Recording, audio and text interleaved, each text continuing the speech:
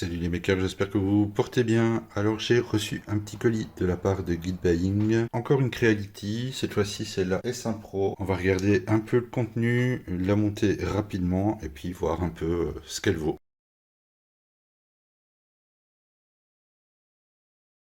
Alors, dans le carton, on peut retrouver au niveau accessoires une pince, la visserie de montage, une clé USB et une carte SD. C'est pas une micro SD, c'est une carte SD. Moi, je saurais même pas la lire, je crois que j'ai plus de lecteur SD pour ça. Donc j'espère que le contenu c'est le même que sur la clé. Donc les outils pour le montage, une aiguille pour la buse, une spatule. Sur le premier étage, on peut retrouver donc ici le porte-bobine.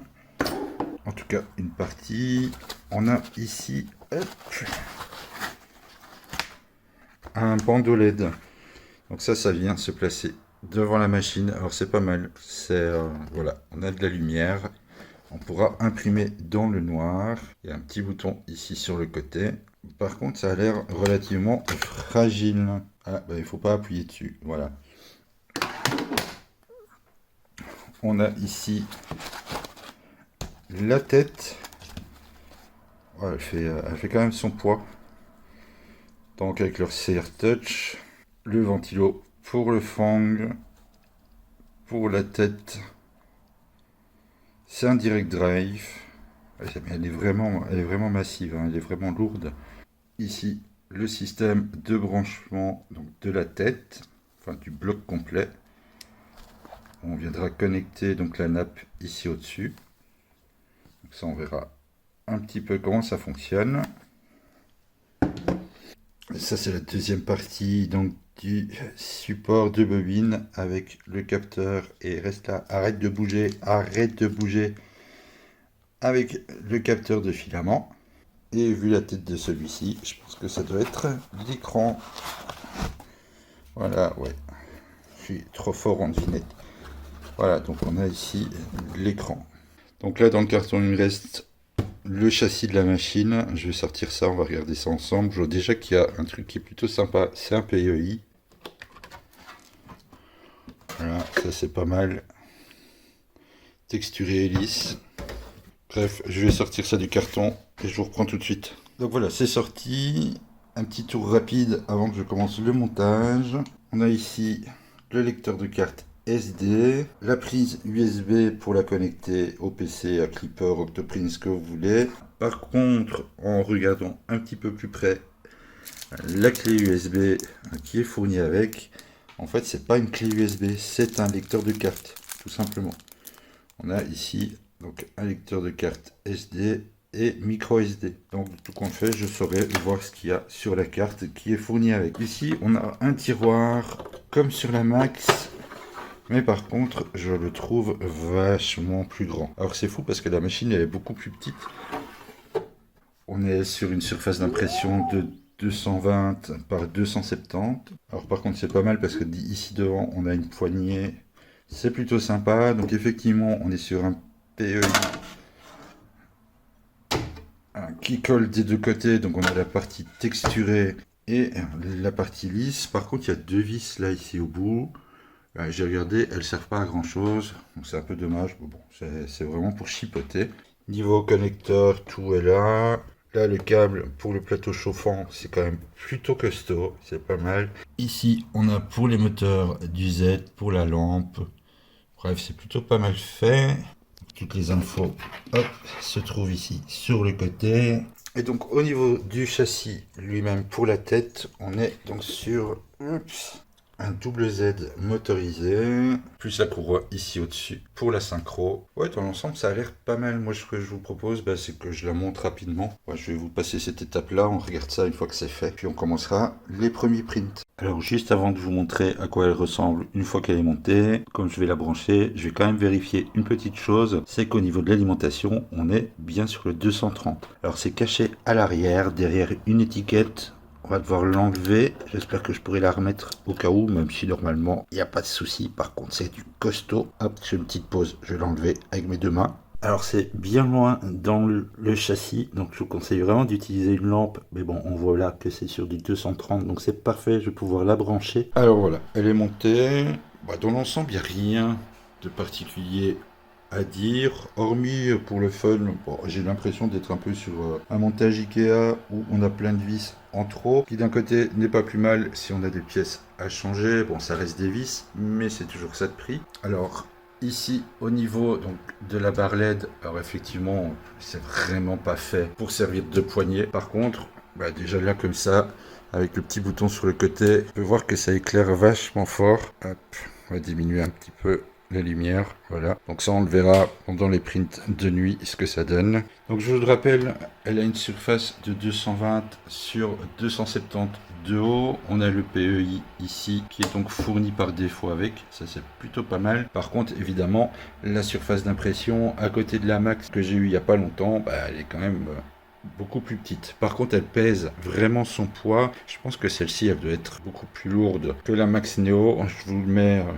vous mets ça ici en dessous, la différence de poids. Un truc qui est plutôt pratique, c'est que l'écran ici, à une main, c'est pas facile, mais il se déboîte. Alors, on n'a pas une grande autonomie, mais bon, voilà.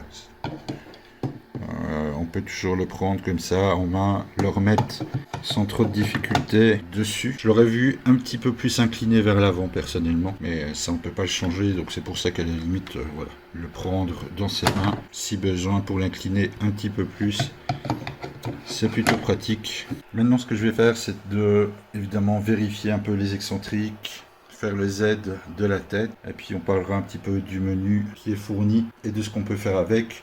L'installation sur Cura, le contenu de la carte SD, et puis on verra ce qu'elle donne réellement au niveau impression. Petit tour du menu maintenant, vite fait, vous allez voir, il n'y a rien d'exceptionnel. C'est plutôt clair, c'est plutôt bien fait.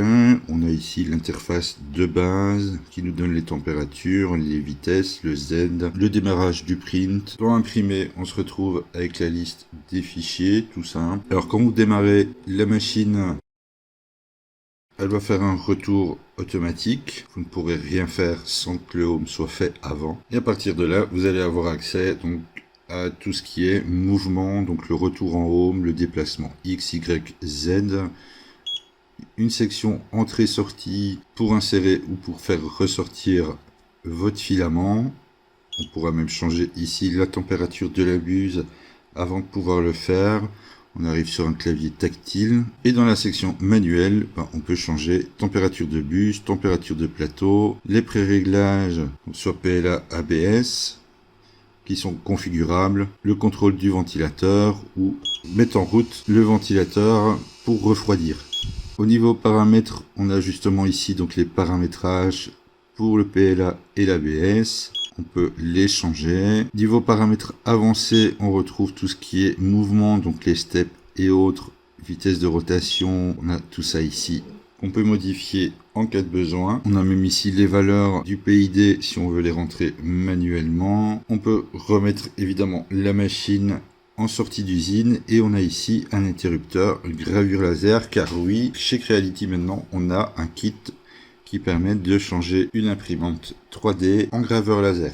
Mais bon, ça, vous savez un petit peu maintenant ce que je pense de ce principe, mais ils ont déjà intégré dans le firmware de la machine cette option, donc si jamais vraiment vous voulez le faire, sachez que voilà, dans les paramètres avancés, on a l'interrupteur pour passer en mode gravure, ce que personnellement, évidemment, je ne ferai pas. Et puis ici dans le concernant, on retrouve tout simplement les infos sur la machine, son modèle, la version du firmware, la version pour l'écran, sa taille d'impression et l'adresse du site. Donc voilà, on a un petit tour classique de notre écran. Par contre, il y a le bip.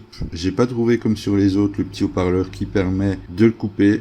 En général, on le retrouve souvent ici, mais il n'y a pas d'option qui permet de le couper. Bon, maintenant que le temps est passé, on va pouvoir un petit peu conclure sur cette machine. Je vais un petit peu vous donner mon avis, que ce soit pour ses points positifs ou son côté négatif. Nous sommes donc sur une Under 3 S1 Pro. Elle porte quelque part très bien son nom pour le côté pro, étant donné qu'ils ont quand même mis du matos relativement d'exception dessus. En tout cas, ce qu'ils avaient de plus haut, à mon avis, chez eux, pour faire cette machine. Alors le premier gros point positif, c'est celui qui est évidemment mis en avant par Creality, c'est son extrudeur, donc c'est l'extrudeur Sprite, il est en full métal et il peut monter jusque 300 degrés. Ça va donc évidemment vous permettre de passer pratiquement tous les filaments qui sont disponibles et qui nécessitent des hautes températures. Malheureusement, j'ai pas tous les filaments sous la main pour pouvoir tester évidemment la montée. J'ai testé la montée en température, elle monte effectivement à 300 degrés sans souci. Donc pour ceux qui utilisent des filaments techniques, cette machine-là, elle est idéale. Niveau châssis en lui-même, par contre là, ce que je suis un petit peu surpris, c'est d'avoir une base complètement en plastique. Alors c'est du plastique relativement costaud, mais ça reste du plastique. À côté de ça, on a des petits accessoires que je trouve plutôt sympas. Donc c'est qu'on a ici la poignée sur le plateau, on a les molettes ici sur les axes pour la tension des courroies. Ça reste une double Z, donc pas de souci au niveau de l'équilibrage de l'axe X. Par contre, un des trucs que j'ai pu remarquer, c'est que le lecteur de carte SD, c'est vraiment pas la meilleure idée du monde. Déjà, le premier petit souci, il n'en est pas vraiment un, c'est un détail, mais la carte dépasse. Je suis plus habitué maintenant à avoir des cartes micro SD qui rentrent entièrement dans le châssis et pas ce petit truc qui dépasse. J'ai déjà remarqué qu'il était assez fragile, assez sensible. Si vous bougez un petit peu la carte, eh bien votre print va tout simplement s'arrêter. Il est hyper sensible. Le côté éclairage qui se trouve au-dessus est franchement très sympa, c'est une très bonne idée. Malheureusement, il y a encore une fois toujours le même problème avec ce type d'éclairage. Alors ça vient pas spécialement de cette machine-là, mais c'est quelque chose de récurrent. C'est qu'évidemment, ça vous éclaire toute la machine et même très très bien. Toutes les vidéos que j'ai pu vous mettre lors d'impression avec la lampe allumée se sont faites de nuit. Donc vous avez une grande idée maintenant de l'éclairage que ça peut donner. Par contre, évidemment, vu la masse de la tête, encore une fois, on voit pas ce qui se passe en dessous de la tête d'impression. Et aussi, une autre chose, c'est que c'est pas une lampe qui est faite, je pense, pour rester allumée tout le temps, parce que elle dégage une chaleur incroyable. Elle chauffe vraiment beaucoup. Donc, je sais pas si à terme, c'est une très bonne idée d'avoir ce système-là, étant donné que le support en lui-même, c'est du plastique. Et franchement, vu la chaleur, je pense qu'à terme, ça risque de se déformer quand même un petit peu. Et vu la puissance des LED, la deuxième question que je pourrais me poser, c'est est-ce que ça va tenir dans le temps? Au niveau de l'écran, vous avez vu les menus. Personnellement, je l'aime bien parce qu'il n'est pas avec la roulette, avec la molette habituelle comme sur les autres. J'aime pas trop ce système-là, honnêtement. Bon, c'est une question de goût. Perso, je préfère les écrans tactiles dans ce genre-là, même si je trouve qu'il y a certains menus quand même, ils sont un petit peu fouillis et il faut chercher un peu pour pouvoir les trouver. Il n'est pas complètement intuitif. On est évidemment sur une carte mère en 32 bits. C'est une carte propriétaire, driver soudé, vous ne pourrez pas les changer. Elle est reprise dans le Sonic Pad, donc si vous voulez la passer en clipper, il n'y aura pas de souci. Personnellement, je ne l'ai pas fait là dans l'immédiat parce que j'aime bien tester les machines dans leur état d'origine. J'ai eu quelques soucis au départ d'impression au niveau des résultats, alors pas ceux qui sont fournis avec, quoique il y en a un, mais c'était un petit peu de ma faute. J'avais un petit peu mal réglé mes excentriques, mais sinon la qualité avec les fichiers d'origine évidemment sortent nickel vu qu'ils ont été slicés pour cette machine-là par eux-mêmes. Par contre, j'ai eu quelques problèmes, moi, quand je l'ai passé sur Cura. Mais, encore une fois, c'est pas un défaut qui venait spécialement de la machine, c'était plus du slicer. J'ai changé de version, les problèmes ont disparu. J'ai testé avec IDEA, pas de souci. Je l'ai même testé avec Orca. Alors là, c'est encore évidemment un cran au-dessus. Je l'ai fait tourner avec la Beagle, idem, pas de souci. Et lors des tests, j'ai essayé aussi de voir à peu près jusqu'à combien elle pouvait imprimer sans support. Et je suis monté aux alentours de 75-80 degrés sans que ça lui pose de problème. Donc effectivement, leur tête Sprite est vraiment une très très bonne tête. Par contre, elle a quand même un gros défaut à mon sens, c'est que c'est un direct drive. Donc je lui ai passé tout ce que j'avais sous la main. Donc du PLA, du TPU, du PETG, même du filament chargé. Il n'y a aucun souci là-dessus. Par contre, pour la tension du ressort, on est habitué à avoir une petite molette pour faire tourner la vis, pour serrer ou desserrer la pression au niveau des filaments. Ici, malheureusement, c'est une vis où vous aurez besoin d'une clé Allen pour faire le réglage de la tension. Ça, par contre, je trouve ça très dommage. C'est même limite un petit peu chiant. Nous avons donc dessus un PEI texturé d'un côté, lisse de l'autre. Vous pouvez le mettre d'un côté ou de l'autre. Donc soit vous aurez la texture, soit vous aurez un petit effet miroir sur le bas de votre pièce. Par contre, c'est quelque chose qu'il n'y avait pas avant apparemment. J'ai regardé un petit peu les modèles. Ils ont rajouté au bout du plateau deux vis. Alors ça a un côté pratique quand vous devez remettre le PEI dessus, parce que vous avez évidemment deux encoches sur le PEI. Vous ne pourrez pas du coup mettre votre PEI de travers. Vous glissez le PEI dans les deux petites encoches, vous lâchez et votre PEI il sera tout tout à fait droit sur votre plateau. Alors c'est bien et c'est pas bien. Effectivement, j'ai déjà eu la blague sur d'autres machines où le PEI était un petit peu de travers. Je n'y ai pas fait spécialement attention et au premier mouvement, quand le plateau est parti en arrière, ça a tapé contre les montants. Tandis que là, effectivement, avec les deux vis, votre PEI sera toujours bien en place. Par contre, du coup, ça vous empêche, d'un autre côté, de choisir un autre PEI. Mais en regardant un petit peu, j'ai vu que les vis, on pouvait les retirer. Donc si vous voulez mettre un autre dessus, il faudra retirer les vis avant, sinon ça passera pas. Ou alors couper dans le PEI et faire les petites encoches pour que ça passe. Un autre petit reproche que je fais à Creality, mais ce n'est pas que pour cette machine-là, c'est récurrent chez eux. Mais quand c'est que vous allez nous mettre un câble USB pour brancher la machine. Avoir un petit câble d'USB-C en plus avec, ça serait franchement pas du luxe. Surtout que c'est une version pro, que le prix est quand même supérieur aux versions traditionnelles de la Under 3, que ça soit la S1 ou même la Max, qui est plus grande et moins chère. Je comprendrai jamais cette idée de pas mettre de câble avec. Alors finalement, cette machine, elle est vraiment prévue pour ceux qui ont besoin de quelque chose de pro, qui ont vraiment besoin de travailler avec des matériaux haute température, parce que la taille de plateau en elle-même, elle n'est pas énorme. On est encore une fois sur du 220 par 220 sur 270. Alors j'en profite parce que je remercie encore une fois Geekbuying de me l'avoir envoyé, parce qu'en faisant le tour des sites, eh bien c'est l'endroit où je l'ai trouvé la moins chère. On est quand même sur une machine, sur d'autres sites, où je l'ai trouvé entre 400 et 550 euros. Et ça serait uniquement justifié par l'extrudeur. Alors je dis pas, elle imprime très bien, elle fait son taf. Dans l'ensemble, elle est très bien équipée, mais je sais pas honnêtement si ça justifie de tels prix. Si comme moi, vous n'êtes pas un très grand utilisateur de matériaux spécifiques qui demandent de haute chaleur, je vous conseille d'aller revoir la vidéo sur la Max Neo. Elle est moins chère, elle est plus grande. Et encore une fois, comme ça reste une Creality, on va pas se mentir, ça reste une machine qui fait très bien son taf. Alors du coup, personnellement, hormis si vous faites ce genre de matériaux, c'est pas vraiment la machine que je vous conseillerais à choisir. Je préférerais encore une Max Neo. Et si vraiment vous voulez avoir clipper et pas vous prendre la tête, pourquoi pas prendre le pad avec et vous arriverez à peu près au même tarif que cette machine. Donc voilà, je sais pas ce que vous en pensez.